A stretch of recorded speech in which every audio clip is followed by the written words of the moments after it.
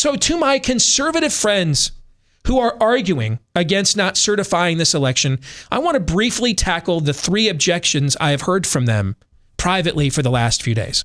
And this is the first one, that it sets a dangerous precedent. This is, with all due respect to all of you, you're just naive. Whatever decorums, and I've told them this to their faces, whatever decorums you think you're clinging to, the Democratic Party has already desecrated them. A woman. Yes. They've already been desecrated in the prayer of Gaia. They're all desecrated.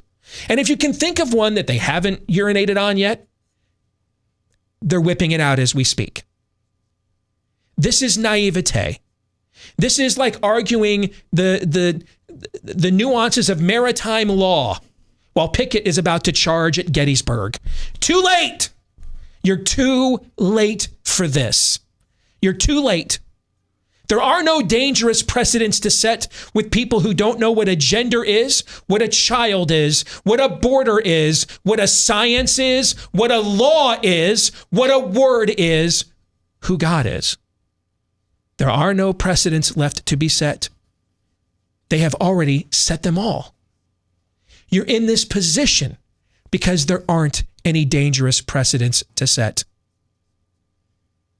This isn't about decorum. This position is frankly naive. You're Frank Drebin. Nothing to see here. You're the guy on MSNBC. You know, these are pretty peaceful protests while the Molotov cocktails are launching in real time. It's like Luke Skywalker trying to argue with Mon Mothma right after the Death Star blew up Alderaan. We can't destroy the Death Star. That set a dangerous precedent. That's right. I mean, they might blow up more. They might blow up more planets if we do that. This is a zero-sum game now, and if you can't accept that, you're probably in the wrong game. For a long time, I couldn't accept it either.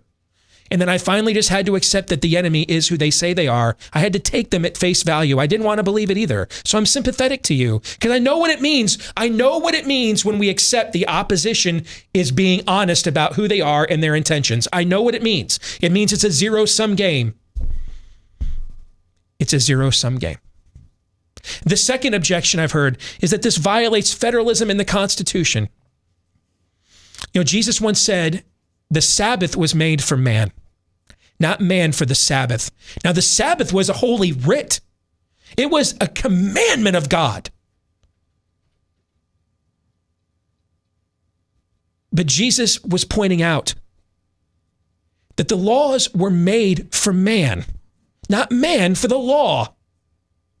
The Sabbath was put in place so that we would have not just a day of physical rest from the toil of what life is like this side of Eden, but also we could spiritually reflect on the good things that God has done for us in the midst of that suffering. It was for us. The law was for us, not us for the law. We weren't made for it. That's my point about the Constitution. The Constitution was made by the people, not instead of the people. It begins with the words, we the people. If the 12th Amendment, which is just an amendment about the process of counting electors, if the 12th Amendment cannot withstand 4 a.m. vote drops, then the issue isn't, let's hold on to the final codicil and syllable of the 12th Amendment. The issue is, can we count on those 4 a.m. vote drops? The Constitution is a social compact. It is not holy writ. When the British monarchy violated the social compact with the colonials, did they obey the compact or did they then consider it null and void?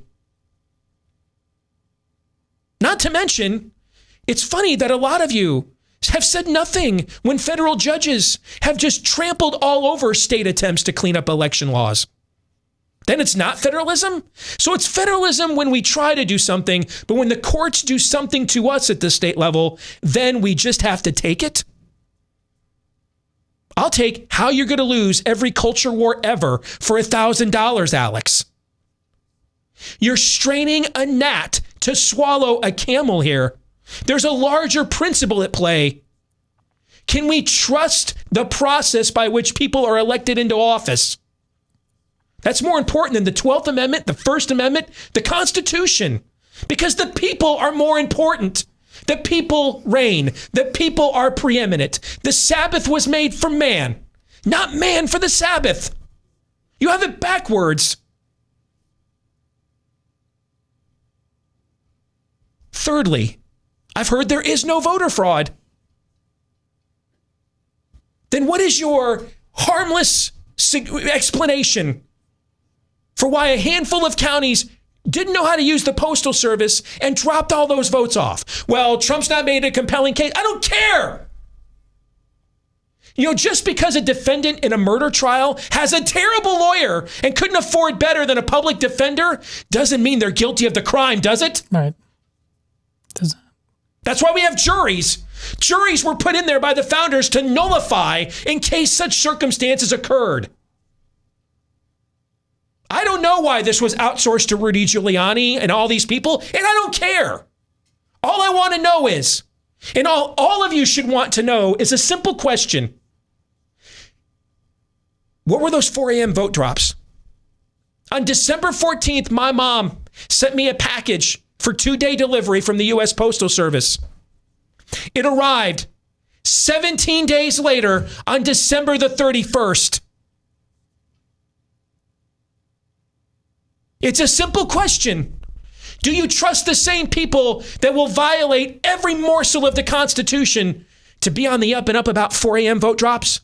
I don't. And neither should you.